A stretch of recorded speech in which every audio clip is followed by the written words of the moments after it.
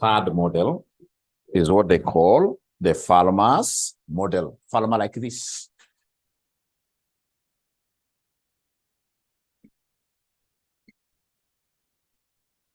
Farmer's model. So this is model number 3. Model number 3. Model number 3. So farmer's model, we are reading there together, ladies and gentlemen. What are they saying there? Farmer's model, what are they telling us there? Farmer's model, what are they telling us there? So we are reading this together. So we are told something nice there. The farmer model of predicting corporate failure is a financial distress prediction. Remember, when you're financially distressed is when really you have got a lot of financial issues. So is a financial distress prediction model that was developed by David A. Farmer in the early 1960s. This model is one of the early attempts to use quantitative financial ratios, and statistical analysis to assess the likelihood of a company experiencing financial distress or bankruptcy. The Farmer model incorporates various financial ratios and other financial indicators to evaluate a company's financial health. Some of the key financial ratios and indicators used in the Farmer model may include, number 1, we have liquidity ratios. Number 2, we'll have profitability ratios there. Number 3, we will have the leverage ratios, like the debt to equity ratio, leverage ratios. Then we have the activity ratios, like the efficiency ratios, stock turnover ratios. We have the market-based ratios. We have cash flow indicators, so cash flow ratios. We have number 7, growth trends, that is analysis of revenues. How are revenues growing? How is our cost of sales, for example, behaving? The trend analysis, ratios capturing trend analysis. And then we have number 8, lastly, what we call industry benchmarks. The Farmer model typically involves multivariate statistical analysis, such as logistic regression, to combine these financial ratios and the indicators into a predictive model. By analyzing historical financial data and the relationships between these variables, the model assigns a probability or a score to the likelihood of corporate failure or financial distress. So, ladies and gentlemen, I would want you to appreciate one thing here, that this Farmer model has not been tested at all. The Farmer model has never been tested at all. The Farmer model has never been tested at all. And should they test it, what you're supposed to know is that should these guys happen to test it, they are going to give you formulas. They can select, in this case here, for example, out of those many ratios, they're talking about liquidity ratio, they're talking about, ladies and gentlemen, there leverage ratios, activity ratios, market-based ratios like the PE ratio. They'll give you formulas that you shall use. They'll give you formulas you shall use to be able to calculate that probability of failure, which could be like a Z-score,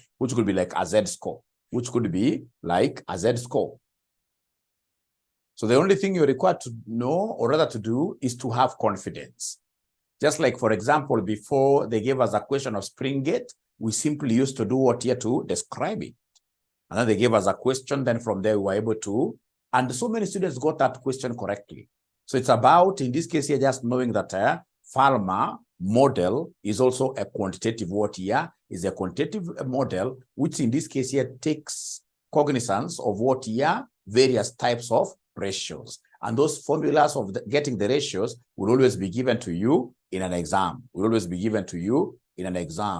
So then if you allow me, ladies and gentlemen, because there is nothing really there to talk about, I will straight away go to another model, which is also a discursive model, what they are calling the Argentines A-score model. So Argentines A-score model, what do we have here? Quite a nice model. Argentines A-score model. Quite a nice model. It's mostly used in qualitative, measuring qualitative, or rather bankruptcy qualitatively, without using numbers. So we are discussing here, the Argenti A score model is a corporate failure model, all right? The Argenti A score model is a corporate failure prediction model developed by Peter Argenti in the early 1970s. The model is designed to assess the financial health of a company and predict the likelihood of corporate failure or financial distress. It relies on a set of financial ratios and qualitative factors to make predictions. Actually, in most cases, it looks at qualitative.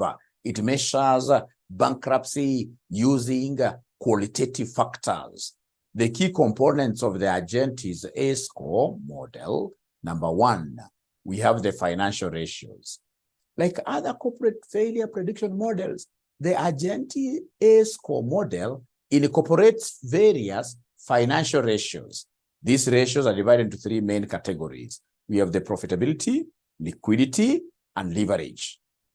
The one that I'm so much concerned about is the Argenti's A score model of predicting corporate failure that uses the qualitative factors. We are told, in addition to financial ratios, the Argenti's A score model considers qualitative factors that may impact a company's financial health. These qualitative factors can include management quality, industry dynamics, competitive position, and market conditions. Weighting of the factors. The model assigns weights to both the financial ratios and the qualitative factors. These weights reflect the relative importance of each factor in predicting corporate failure. Scoring system: after calculating the value of the financial ratios and assessing the qualitative factors, the model assigns scores to each component. These scores are then aggregated to produce an overall A score for the company. The threshold for failure. A specific threshold score is used to determine whether a company is likely to fail or experience financial distress. If a company's A score falls below this threshold, it is considered at risk of what here? Failure. Risk of failure. Now, ladies and gentlemen, please listen and listen to me very well. When we talk of Argenti, and this is very popular in your exam, Argenti is a A-score model. Argenti is a A-score model. What you're supposed to know, amongst all the models of predicting corporate failure, Argenti is a A-score. Amongst all those models of predicting corporate failure, this is the only model that looks at the qualitative factors. Qualitative factors. Remember, qualitative factors are unquantifiable, but very important. Qualitative factors are who? Are unquantifiable. Qualitative factors are those factors that are unquantifiable. You can't measure them. You can't count them. Remember, we have what we call quantitative factors and the qualitative factors. So here we are saying that Argenti's model, ladies and gentlemen, basically is that model that looks at the qualitative, those factors that you may think are useless, but yet they are very important in a business. They're the ones that can make a business go down. The fact that, for example, Kenya Airways used to make huge profits initially. I mean, nowadays, Kenya Airways is in the loss danger zone, simply because there are qualitative factors that they never looked at. Things like, for example, customer satisfaction. It could look small, but this is something that can make our customers, in this case here, fly away from you. And once they start flying away, then they go all with your numbers.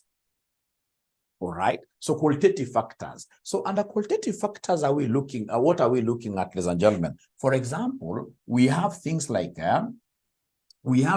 for example, corporate governance. Corporate governance. We have things like corporate governance.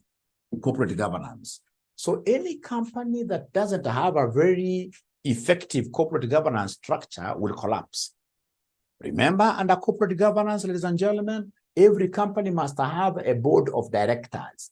So we need a board of directors. If you get a company that is being run by a single man show, then that company is defective. That company is defective. That company will go down, So in this case, your board of directors must be present. And this board of directors is just not taken like that. It must also be structured into what we call committees and subcommittees.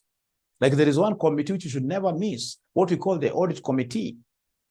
So then when I come to your company, even without looking at your financials, once I come and realize, ladies and gentlemen, that the company is being run by one man, it's one man, decisions are being, in this case, implemented, then I know that this company does not have any longevity. Very, very important.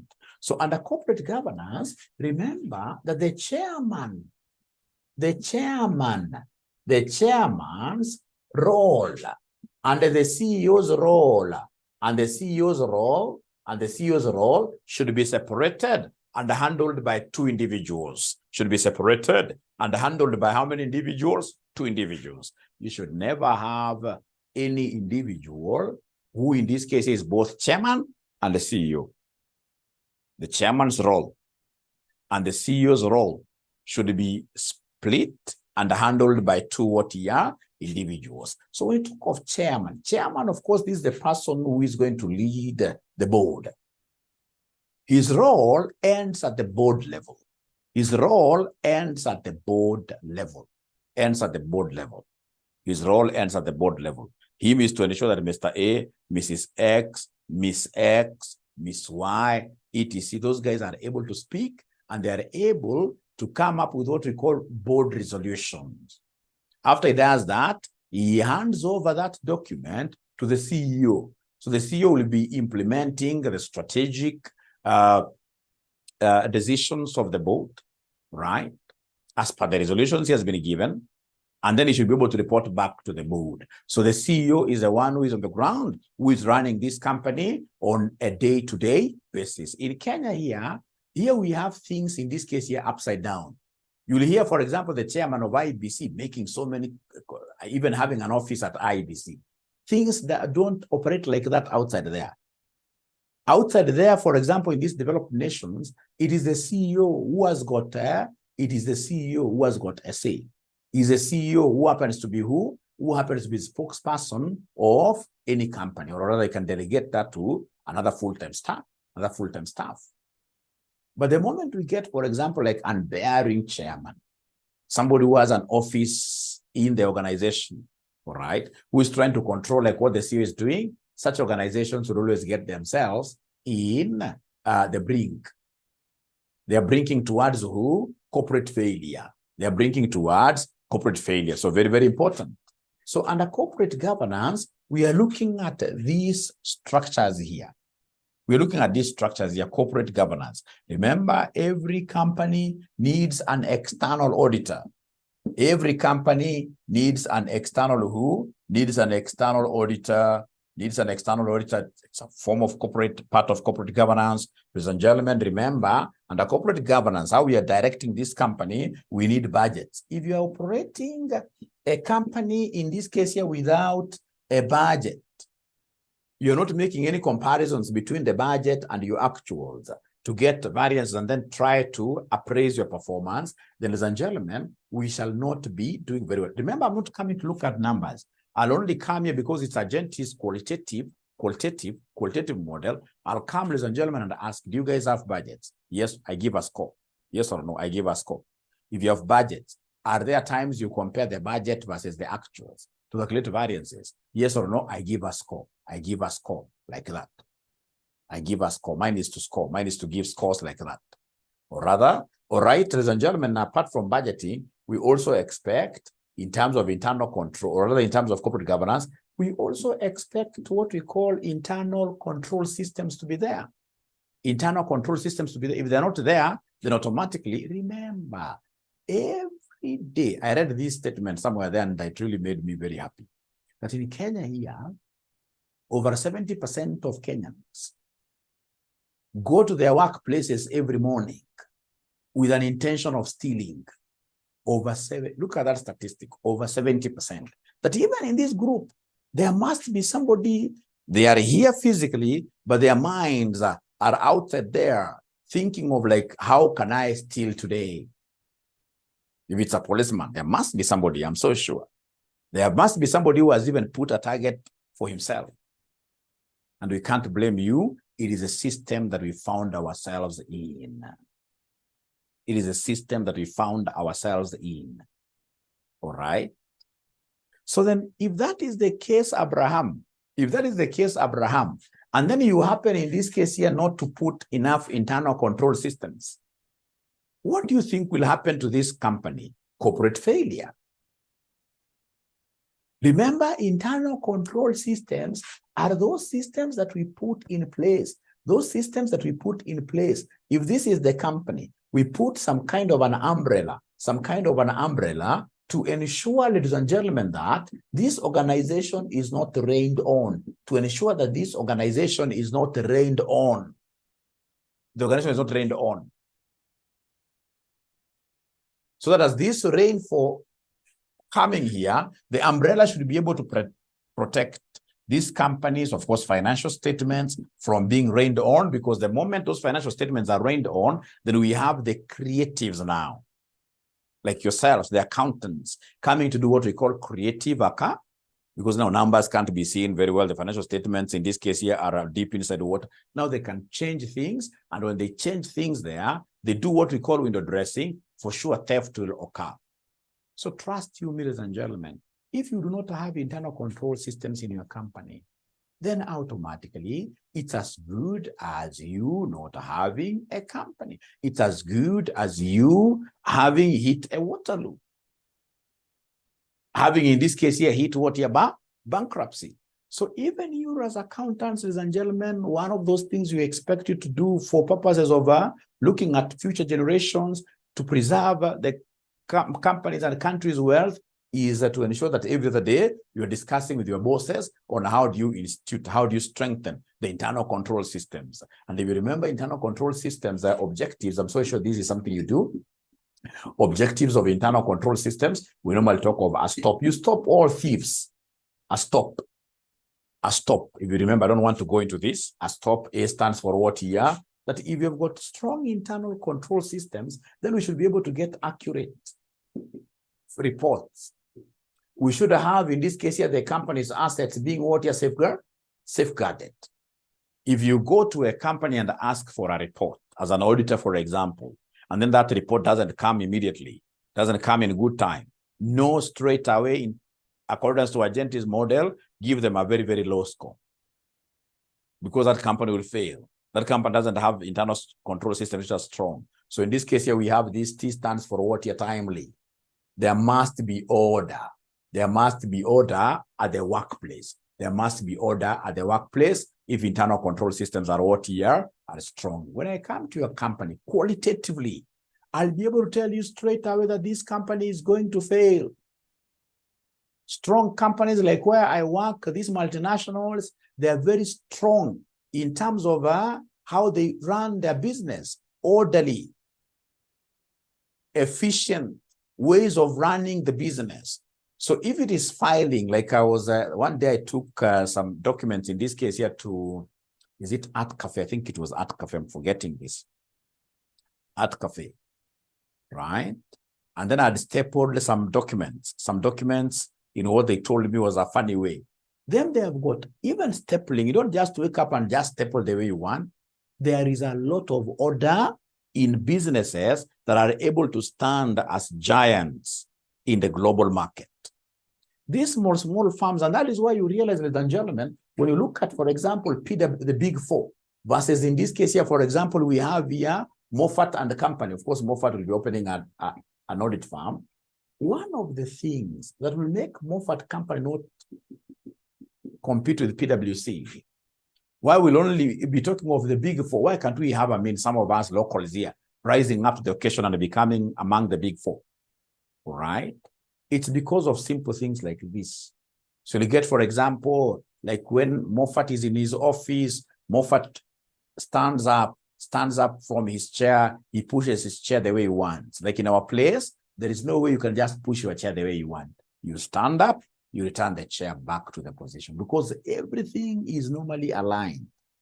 You can't, for example, finish taking your cup of, or rather tea, and then you leave, in this case here, your cup of tea there. Who will do that thing for you? Who will do that wash up for you? All right. You take things, in this case here, if it's dustbin, if it's a shredding of papers, there must be order. So when I come, if you ever hired me to come and look at the risk of corporate failure, there are those things that I'll be able to look at, and I tell you, hey, here things are not working. I can see a lot of defects here. I can see a lot of defects. You don't have this and this. You don't have this and this. Everything is disorganized. All right? Disorganized. So, and in terms of order, also how your employees run the calendar. It's very, very important. You'll get somebody who clears their CPK, but ask them to even just have like an Outlook calendar, where they simply say, for example, Outlook calendar, where they say, for example, today, like myself, I know what I'll be doing at exactly 9. I report on my job at 9. From 9, I'll do this.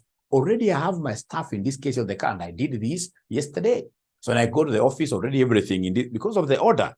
If you don't have that, actually what I can never do, even myself, like the accountants we have around here, if you don't know how to use Excel, you don't know how to use Microsoft Outlook, I cannot give you a job, because I know I'm getting myself into what year? Into trouble. Because of people, we always forget many, many, many things. So order has to be there. Order has to be there. And then, of course, we have this P. We are looking at what we call prevention of what year? Frauds and errors. Frauds and errors. Now, ladies and gentlemen, this is really very, very important. All right. So Agentis A score, we are looking at what we call the qualitative factors. Those factors that are unquantifiable, but yet they are what here? They are very, very important. Ladies and gentlemen, if, for example, I come today, you have hired me as your consultant to come and measure the risk of your firm, in this case here, going under. The very first thing I'll do is to visit your washrooms. The hygiene in your washrooms tells so many things. This one will be able to tell me that this firm may not even survive in the next 5 years. Just washrooms. It doesn't matter how much revenues you're making. Are we together? Are we together? Are we together, really? It's like you guys, we are not together. It is like we are not together. Are we together, really? Are we together? You guys understanding what I'm teaching this morning? Are we together? Are we together? Are we together? Are we together? Are we together? Great. Then you're hearing. Great. Thank you so much. Now, ladies and gentlemen, after these concepts of Agentis, then there are other things that I will straight away look at. We call them mistakes. We call them mistakes. You don't have to classify them. So under mistakes, ladies and gentlemen, once I am through with looking at some of these basic things, then now I'll start looking at the bigger picture. So the bigger picture, things like, for example, what we call the PESTEL. PESTEL. I hope you know what PESTEL stands for. You'll be able to study this in leadership and management. For example, how does politics affect us? Politics, yes. You can now see, like now this guy who used to be so big in the sugar industry, political changes, all right? This guy now, I believe, is a nobody. Chances are, as he was told that there are 3 things, of course, they will not take him to heaven, but chances are Indians, whenever they're scared like that, they'll go back to their country, all right? Of course, now his company's future is quite uncertain. We are looking at corporate failure here. How does the economy, in this case here, affect the economy? We have what we call social. Like right now, I really sympathize with very many physical colleges because now the social demographics are like that. Students are now going online. And I was speaking to some friend of mine, close friend of mine, who was my classmate, who also runs a college in this Nairobi town. I told him, if you're not careful, right? If you don't set up strong online section, I mean, this youth, these guys are moving online a big way. You'll be left in this big city with nothing. You'll not even be able to feed your kids. You go ahead and do what here, go ahead and set up these online classes. So the social, the demographics here, all right? Like now an aging population, how will it affect your business? Will you be able to get, for example, in this case here, people to work for you in the next 20, 30 years? All right? All right? So you're looking at environmental issues. We are looking at legal issues. Ladies and gentlemen, I'll be able to look at these. Of course, as I do this, I have to triangulate it with what we call the SWOT statements. Strengths, weaknesses, opportunities, threats. If you don't have opportunities, then I'll be able to know straight away that this firm does not have longevity. Threats. All right. Now, ladies and gentlemen, from there, I will go straight away to what we call management mistakes. So under management mistakes, I will look at a few things here and there, like which one here. For example, I will look at what we call overtrading. Overtrading. I'm so sure most of you here are very, very young. I'm so sure here there must be somebody who never met Akamba. When Akamba was real, when Akamba used to be a big thing, when they used to move around the entire East Africa, right? It used to be a big company. All right. Let me bring this thing home by giving you a closer example. Nakumat. Nakumat. There is a time, Nakumat, they even used to have a very good slogan that if you need it, we've got it. If you need it, we've got. Those guys were huge. But all of a sudden, in a very short span of time, these guys' growth rate became like, I can't remember the name of that particular shrub, which in this case here, once it comes up in your farm, you'll get it like, scattered all over. So it started growing at some astronomical rate. Anytime they could see any mall, even if the mall was just a rickety-ass, useless thing, those guys could go there and open a branch of Nakumat, and they were taking that particular mall as the anchor tenant. Anchor tenant is the one who takes like the first ground floor, and it takes substantially like the whole of it, like 80% of it. All right. And you know, you and I, of course, appreciate the fact that the rent over some of these malls, they are really exaggerated. They're very high. They're like 10 times. All right. So in this case, these guys started overtrading. Overtrading is a dangerous thing. It's a very dangerous thing. As an expert of measuring corporate failure, when I see a firm in this case here doing, like I was even speaking to a friend of mine also who is running some real properties, real estate, the property. This guy is so happy that right now he has got lands all over this country. He's even going to America. So I was telling him, as much as you are really very good in advertising etc., but overtrading is dangerous. Should you get, in this case here, just one shock, you'll not be able to have enough absorbers. Because at the end of the day, when you are overtrading, then automatically you are riding to what we call thin capital. Thin capital. This leads to thin capitalization. Thin capitalization, which is very, very risky. So to me, when you invite me, of course, you guys can also invite me at your workplaces to come and measure this kind of risk of you guys failing, say, in the next 10 years. I will not take, like, these guys have got, so say 20 branches. I will not take these 20 branches to be a strength. I have to do what we call what-if analysis. I have to look at, out of these branches, establishing them, how many of them were you able to match, like long-term? You know, these are long-term projects.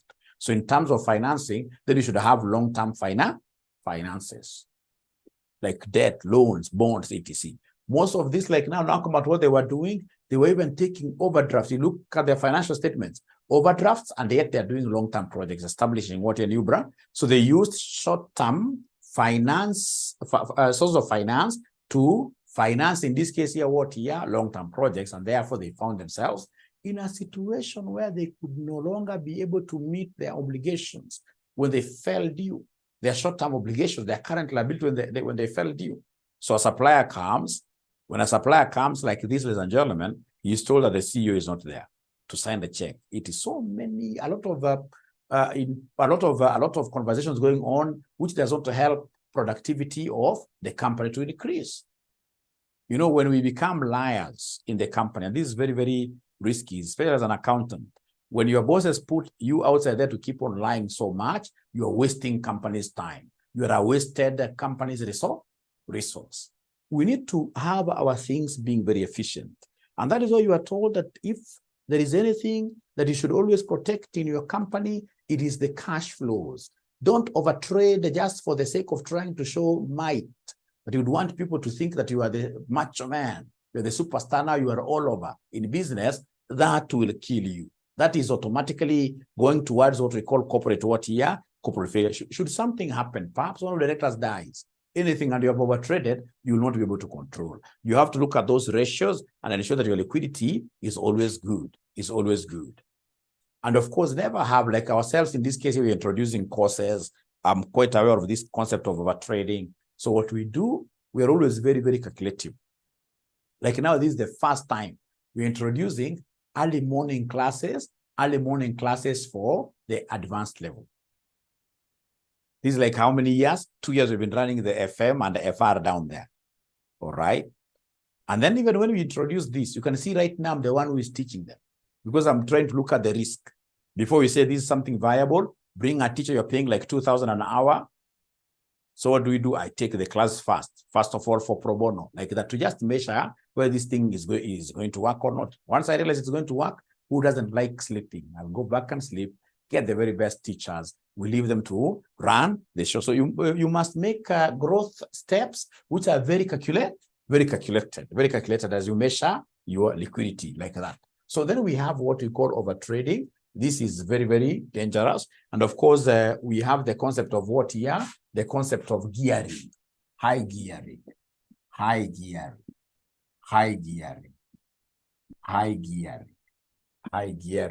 We have what we call high gearing.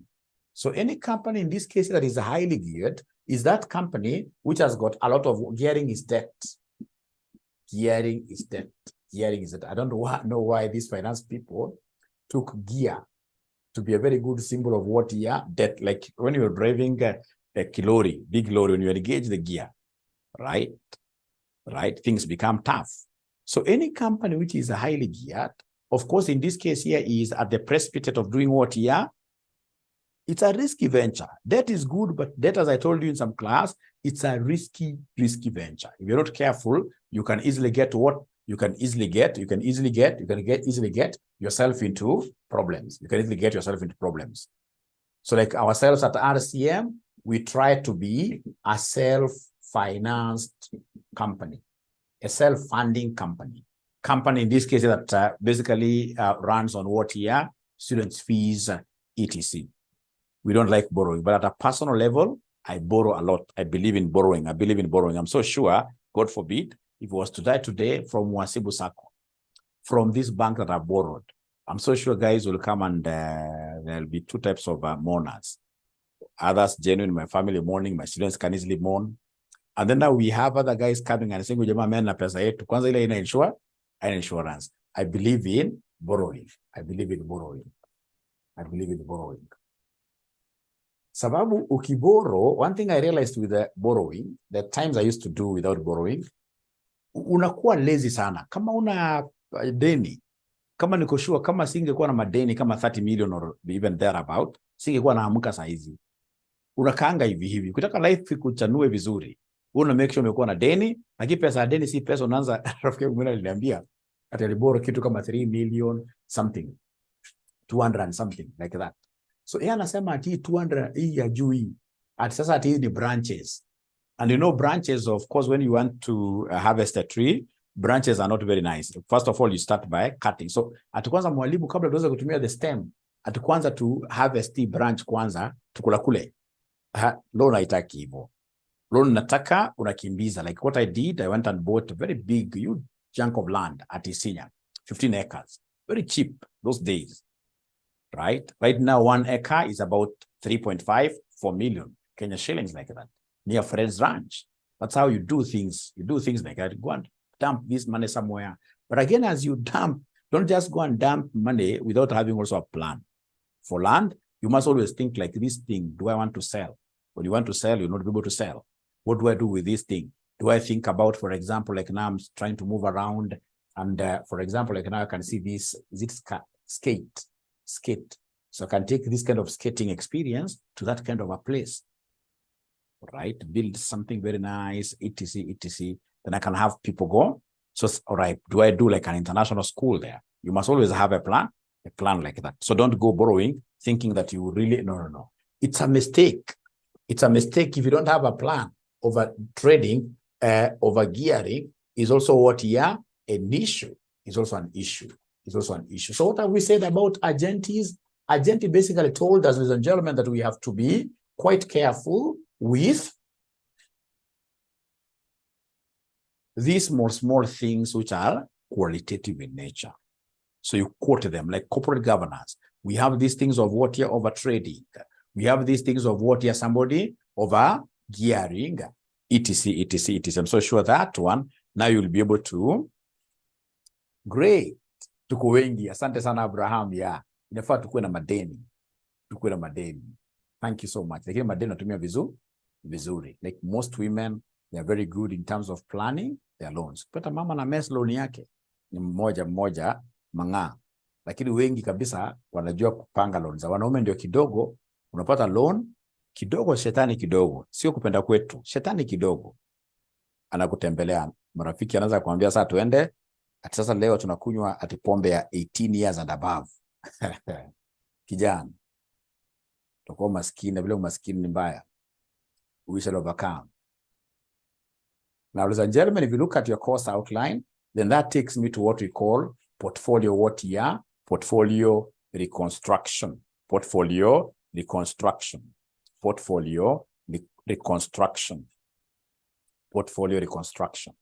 So portfolio, first of all, I would want you to know the meaning of the word portfolio. I'm still under that chapter of reconstruction, reorganization, restructuring. I'm still there. So it will be very important for you to know that a portfolio is a combination.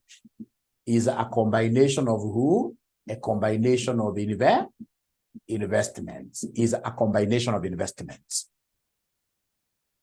Remember, ladies and gentlemen, we form a portfolio for purposes of reducing risk. For purposes of reducing risk.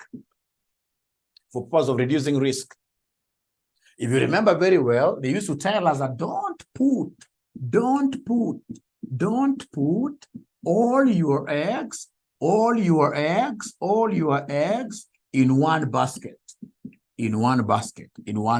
Never do this. Because as you're doing this, putting all your eggs in one basket, should you stumble on some stone as you're walking, as you're doing catwalking, going to the market, and then you stumble on some stone, then automatically you fall down, you lose all your eggs. It's important that these eggs you take, in this case here, egg, unaweka kwa kikapu moja, unaweka ingine kwa kapu ingine, una spread the risk like that. And I gave you an example of a friend of mine who retired from Kenya Airways. In those old days, this guy was given about 15 million, actually more than 15 million.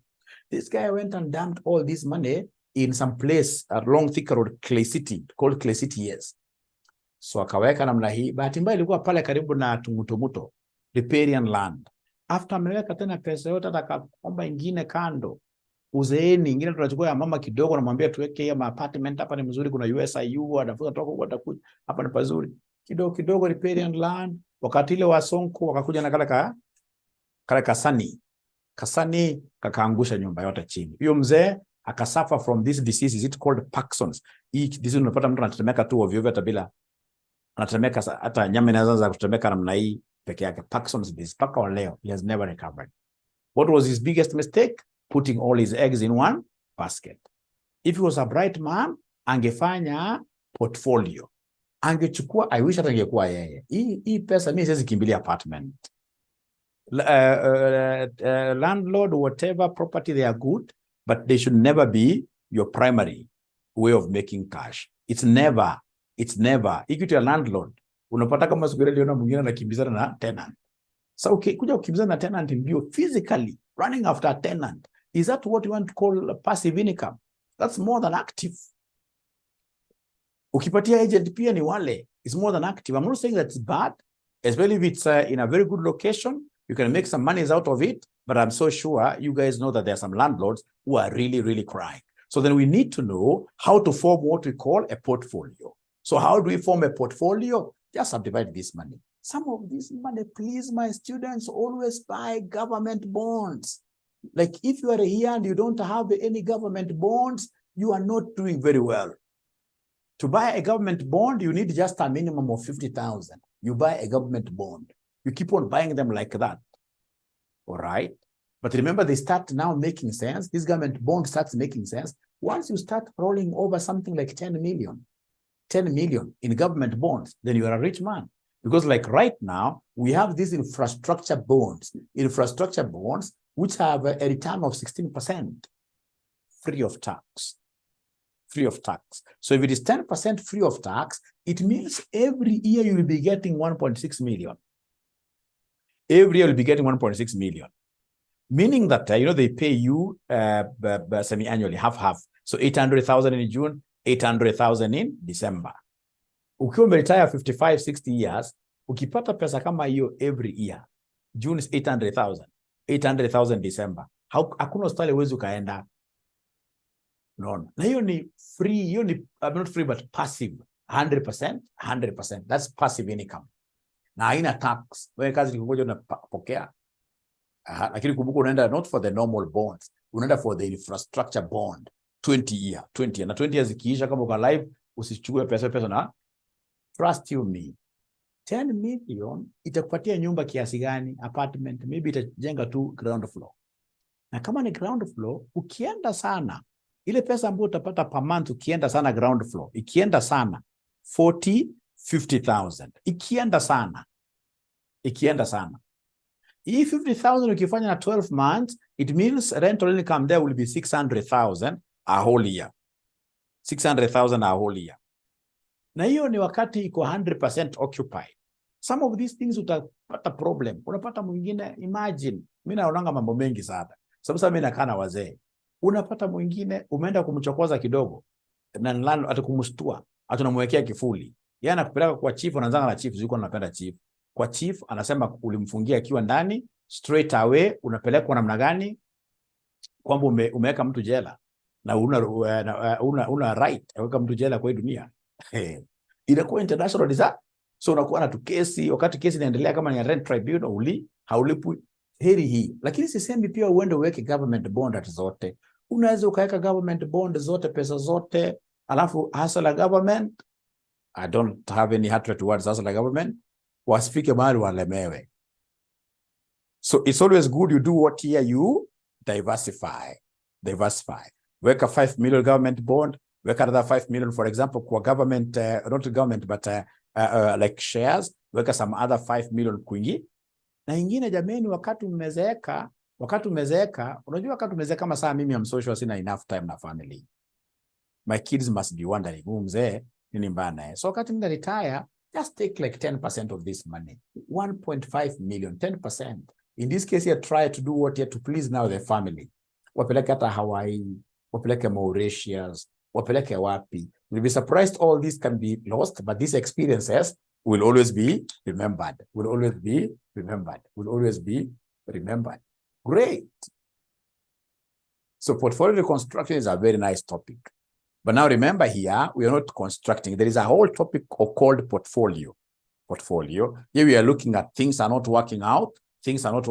After coming, in this case here, we have formed a portfolio. After forming a portfolio like this, now things are not working out. How do we reconstruct? How do we remove this money here? We take it. So portfolio reconstruction is an important area for you guys.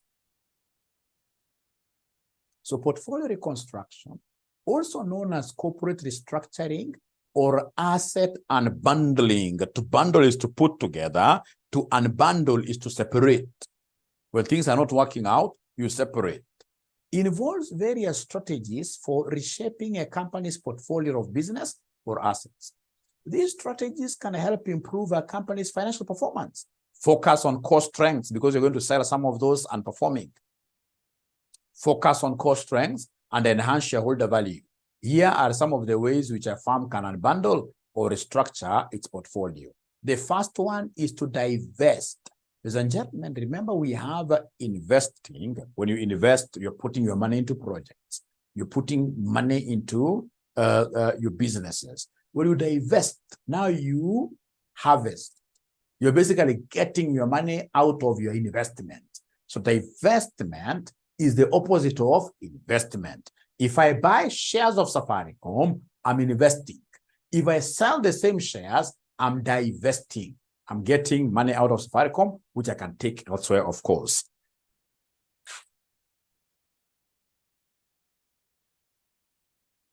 So you're told here, divestment.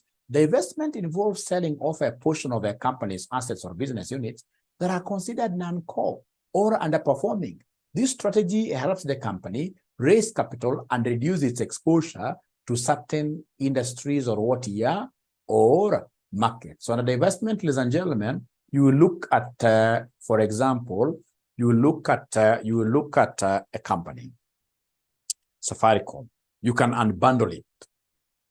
When you unbundle it, so you'll be able to have, for example, Safaricom M-Pesa, Safaricom Communications, Safaricom Data. You can decide and say, hey, data is not our core. Just giving an example. I know data is core to Safaricom. Data is non-core. And if it's non-core, let's just dispose it. We divest, we realize money from them. And then this money will help us, ladies and gentlemen, by pushing up, for example, assets in some of these other core areas that we have. Divestment, very important. I've seen people, and this is very, very unfortunate, very, very unfortunate. You know, most people, and how I wish financial literacy can be part of our curriculum. Actually, even from primary school, it can be from primary schools, because so many guys are illiterate. They have MBAs, but in terms of financial literacy, people are not literate, I'm telling you. We are not literate. We miss on so many things. You'll get, for example, somebody, you're taking a loan. You are taking a loan. Like myself, I remember during COVID, I almost went under 100%. 100% with the main loans that I have. That's the risk. That's now when risk, in this case here, I saw risk live with my eyes. All right. So COVID has come. We used to have so many students at Standard Bank. We used to get a lot of money, like 20 million shillings, like 20 million shillings a term. So I never used, for so long, many years that I've run colleges, I've never lacked. So I remember that is a time I'd also stopped working somewhere. I've also been having multinational jobs throughout myself. I've been very lucky. So I stopped because the college had really picked. The college had really, really picked. And then now we had COVID. Pop. Kimchezo tu, munasikia namna gani? Ati kuna kaugonjwa kamekuja. Pap, shule funga. Landlord uko ana demand. Rent of 800,000 what year? A month. Maloans ndizo easy. Uzuri Equity Bank, and that is why somebody can never convince me to. Only that at times we see from them. That's why we don't bank with them as a school. Because at times we hear things, kwamba pesa imepotea, na hii pesa ni ya wanafunzi, sisi taka pesa ipotea. That's why we go to Stanbic or Standard Chartered Bank, etc. But otherwise my personal account is with Equity Bank. So Equity Bank, they are a listening partner. So I went and structured with them, nikawambia namna hii, shule Standard Bank nikafunga yote that time, 100%. All right? Because you must, ladies and gentlemen, when you are financially literate, you must be able to make calculated steps. I've seen people, once washapata barua ya auctioneer, yamna kama ni mchezo. Because auctioneer atakuja kuambie 3 months. And yet this person akona so many other assets. If you have got so many other assets, na umeona hapa kuna warning, na umeona kuna mbele nyuma. Umeona yenyewe kitu hata auctioneer bila ameniambia, hii 3 months ama hata nimenegotiate na hata 6 months, sisi nikapata pesa. What should I start doing today? I should start looking at how do I dispose some other asset, and then I do what I pay these guys. Otherwise, I will lose, in this case here, a core property. I have to look for something that I have to realize. How I will be able to divest something, remove my money by disposing that asset, and then I put this. So we have to be financially literate. Naitaki ukue mwoga. Unajua tukiambua auctioneer wanakuja, don't fear, face them. These are people. Discuss with them. Wengine hapo wakisikia ni auctioneer, hata achukui simu yake. So by the time the law is already catching up with them because of what your financial illiteracy. Financial illiteracy. Napata jamaa anapigiwa simu hata kuna loan ndogo ndogo. Kina Tala. Wanampigia simu jamaa lazima masimu on the process lose clients. How? You just be confident. You just pick the phone, tell them, hi, my name is so-and-so. You're looking for me, no problem. I know I have your money, but please give me time. They feel happy. You keep on buying time like that. That's what we call financial literacy. We shall overcome. All right. So that is what we call the investment. Then we go to what we call the demerger. So demerger is the opposite of merging. So again, here you're breaking down a merged entity. A demerger, also known as a corporate split-up, involves separating a company into two or more independent entities. Each entity operates as a standalone business, and the shareholder of the parent company typically receives shares in the new entity. So gentlemen, listen and listen to me very well. If, for example, you look at this company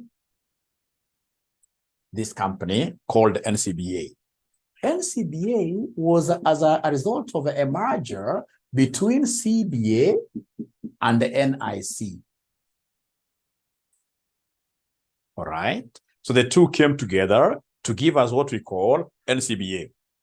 Now, ladies and gentlemen, it's very possible. It's never easy to run a very, very big company. We call them behemoths. Behemoths.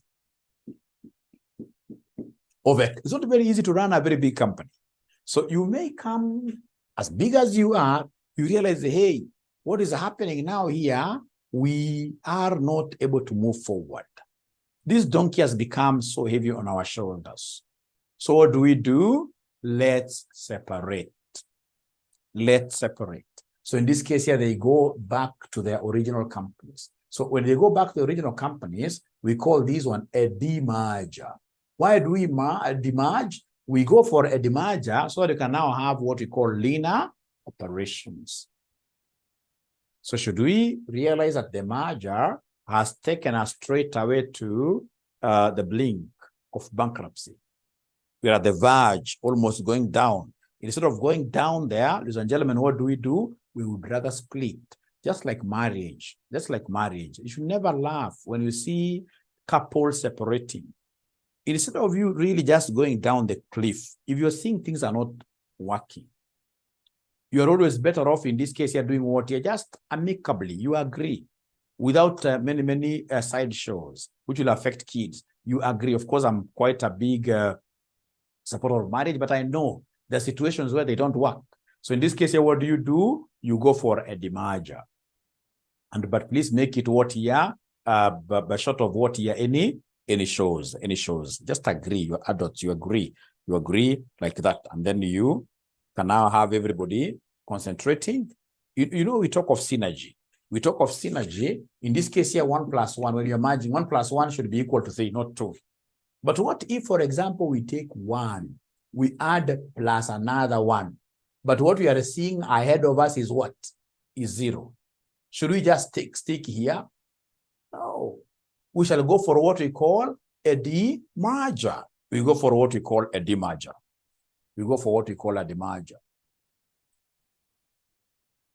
Then we have a spin-off. A spin-off is similar to a demerger. A spin-off involves creating a new independent company from a division or a subsidiary of the parent company. Shareholders of the parent company receive shares in the newly spun-off entity. Ladies and gentlemen, please listen and listen to me very well. This is very important to me because we are already doing some kind of advisory to Safaricom, the company that I'm working currently. You see, already, if you're not keen, from Safaricom, now we have, in this case here, a new subsidiary of Safaricom called the Safaricom what here? M-Pesa. Safaricom M-Pesa. All right. So in this case here, when we talk of a spin-off is basically a newly created company from a parent company. So in this case here, a spin-off. We create a new company, from the parent, and the shares of the new of the new company, the shares of the new company will be held. Will be held by who? By who? By the parent company. By the parent company. Now listen. So we have here Safaricom M-Pesa. So the parent company, in this case here, is still the one that will have the shares of this new company called what here? Safaricom M-Pesa. So basically the two companies are connected. They have an umbilical cord connecting them. So basically, the shareholders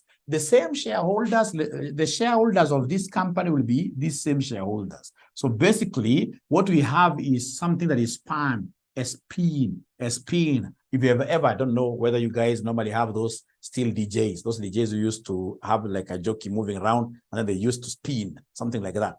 So basically, those shares revolve around the same shareholders. So you're not selling any shares to outsiders. So this thing is moving around ourselves. It's a spin-off. It's a spin-off. You can imagine if Safaricom was to have Safaricom M-Pesa and then they sell shares to third parties. Who would want to be left with Safaricom alone? Safaricom, if you're left with Safaricom without Safaricom M-Pesa, without M-Pesa, then automatically you're left with nothing but a shell.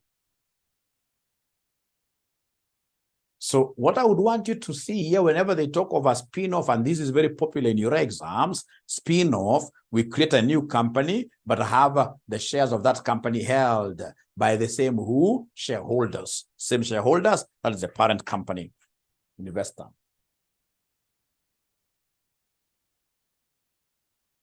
So we have liquidation. Of course, when things are not working out very well, we liquidate. So this is very similar to what we call divestment. Liquidation is a process of selling off all of a company's assets and distributing the proceeds to creditors and the shareholders. This is usually done when the company is insolvent or when there is no viable ongoing business. So under liquidation, tunaweka mkono juu, tunasema hey, tafadhalini, chukueni vitu yote. Tupeni pesa kidogo, sisi tutapata, tulipe kwanza creditors, ikibaki kidogo, tulipe shareholders, na hiyo kitu ikuwe liquid. Yani ikuwe maji, teremuke, yende, Tana River.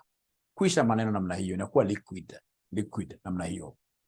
It's also a way of, ladies and gentlemen, solving issues. Companies are supposed to give us money.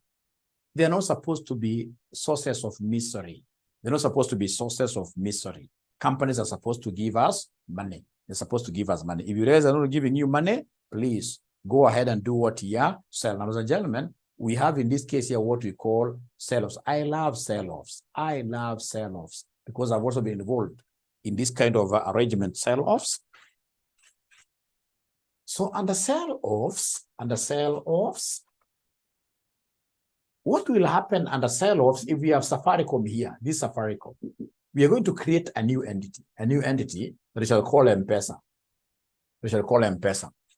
So this new entity, which we call M-Pesa, it can only be called a sell-off if, ladies and gentlemen, we sell the entire M-Pesa subsidiary limited to third parties.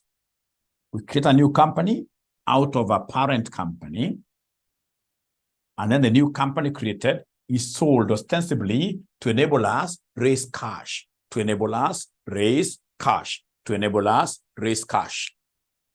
That's a sell-off.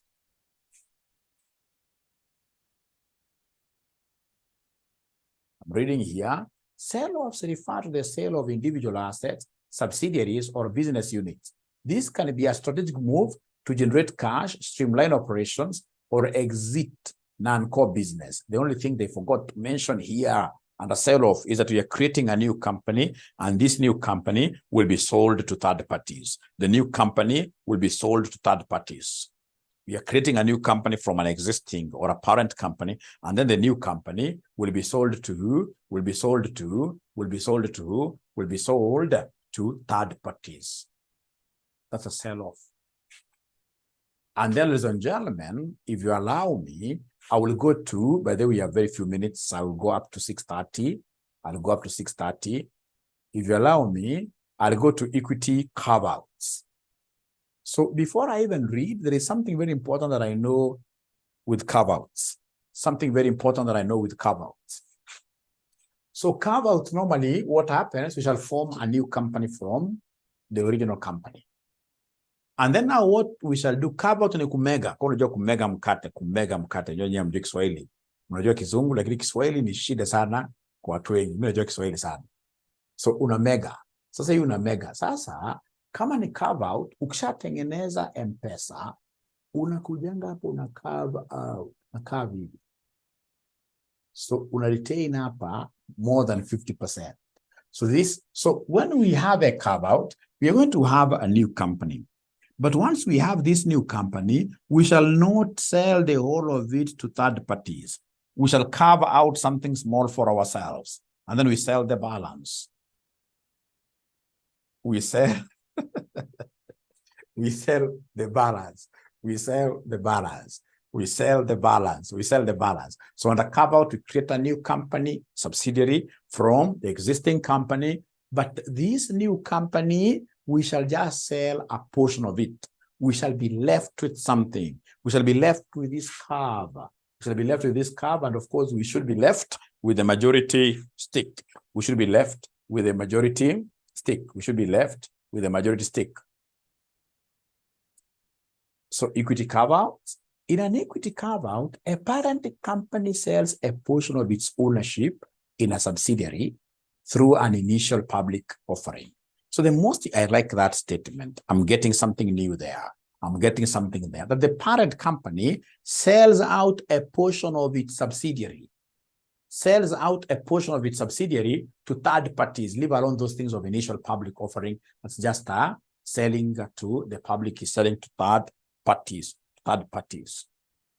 Now, ladies and gentlemen, from there we have, if you allow me, what we call strategic alliances. Strategic alliances, these are basically joint ventures. These are basically joint ventures.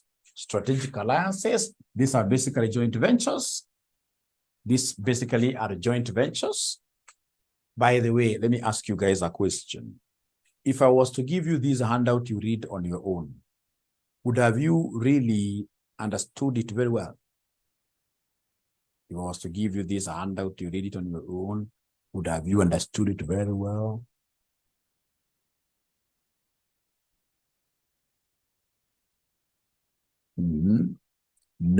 No. And that is why I always prefer students not reading by themselves.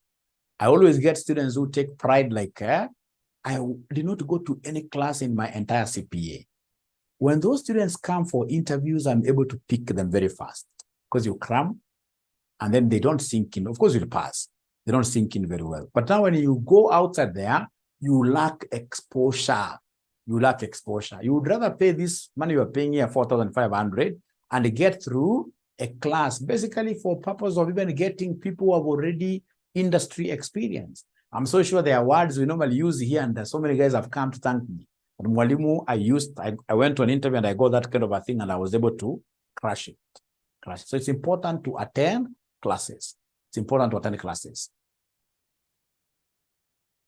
Exciting, yeah. Yeah, they help like that. So it's important. So please, if you've got friends who normally read on their own, tell them no. They need to start attending classes. It's important. Now, when we talk of strategic alliances, ladies and gentlemen, I always remember Telecom Kenya. Telecom Kenya is, as a result, is a joint venture. A joint venture between Kenya government, I should write it well, government of Kenya, and then we have in this case here some investor from France. So remember, it's a strategic alliance if you have got 50-50. So this guy has got 50%, government of Kenya has got what here? 50%. So when you have a struggling business, don't die with it. You call some of us, ask us, Mwalimu, we have got this, and I'm going down. I messed, because first of all, you have to know why you're going down. Business is not supposed to go down. If you're careful, if you're for sure, if you know how to use, for example, social media very well, business should never go down. So you must tell us in this case, first of all, where you messed.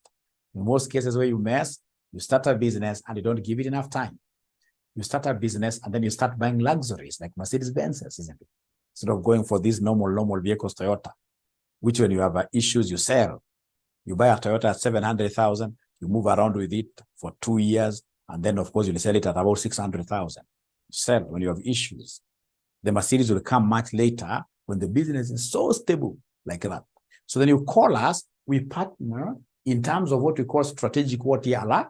So when we come in as a partner and a strategic alliance, then we shall be able to bring in expertise. We shall be able to bring in expertise. Strategic alliance is very, very important. Otherwise, you shall struggle. You shall struggle as an organization. So, ladies and gentlemen, we are told your strategic alliance involves a partnering with another company to collaborate on specific projects or ventures. This can include joint ventures, research partnerships, or marketing agreements to achieve mutual benefits. So the most important thing is strategic alliances. You're having like a joint venture. You're joining hands to run some venture. But remember, all over, I even don't know who advised Kenya government. All over the world, joint ventures between private investors and the government, they don't work. Like for the time when the government used to have shares in telecom, always telecom used to declare losses, always. Because they know when this investor, because it's the one who is coming to run, when he declares losses here, like 1 million loss, what will happen? They'll be told to do what here to meet the losses, 50%, 50%, just like what you're seeing in Kenya Airways, losses. So every time you declare, so these are the guys who are running. So they create new accounts, they do window dressing. The government in this case keeps on losing money. And that is why government, like today, they asked me regarding Kenya Airways, I'll give it like 2 years. If I'm in government, I'll give it like 2 years. If it doesn't really get into profitability, we dispose the whole of our shareholding there. Otherwise, if it's an alliance which is making us lose blood, make losses, we would rather run away from it. That reminds me that I'd done interview at Kenya Airways. There's a time I almost became the CEO, Kenya Airways, but I thank God I never got. But if I got in, even up to date, these wings to fly, right? The pride of Africa. If we were able, ladies and gentlemen, in this case here to get such positions, I know really what is needed to put that particular airline into profitability. There are so many things. I've widely traveled, so I know.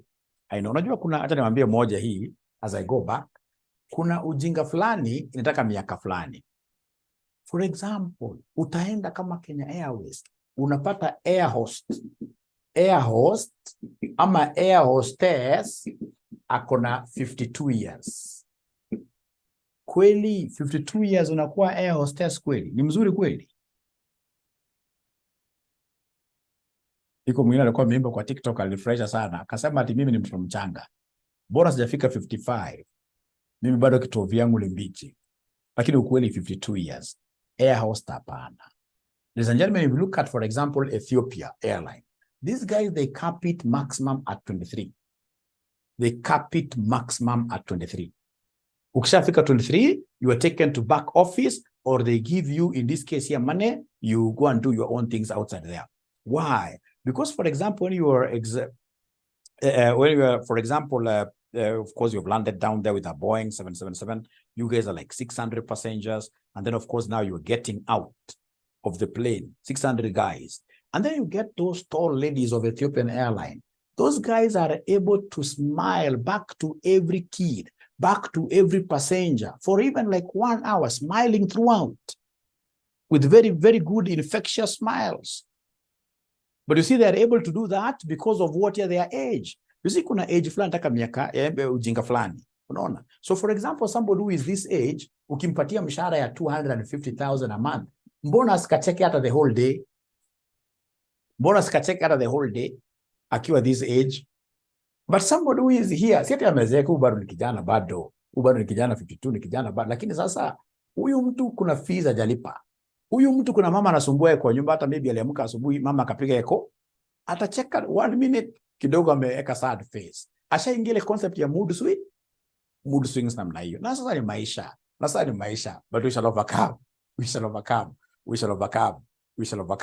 So those are some of the things ungeingia pale Kenya Airways, unaangalia, you look at their food, gourmet, look at, KQ gives us a very bad food, and yet their fare is very expensive. It's very expensive, but we'll talk about that later during mentorship. For now, we would always look at what we call strategic alliances as one of the ways of, ladies and gentlemen, as one of the ways of ensuring that we don't get into bankruptcy. We don't get into bankruptcy.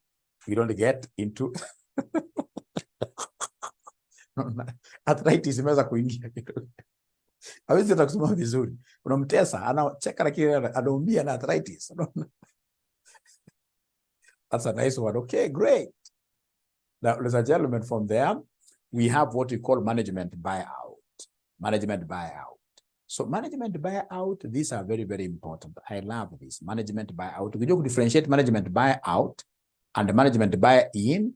You are a genius. You are a genius.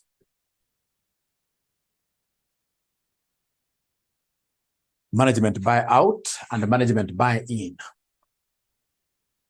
I like management buy-in because I will never forget where we work, where I work, is where Chris Kirubi used to be there when he was alive, International House.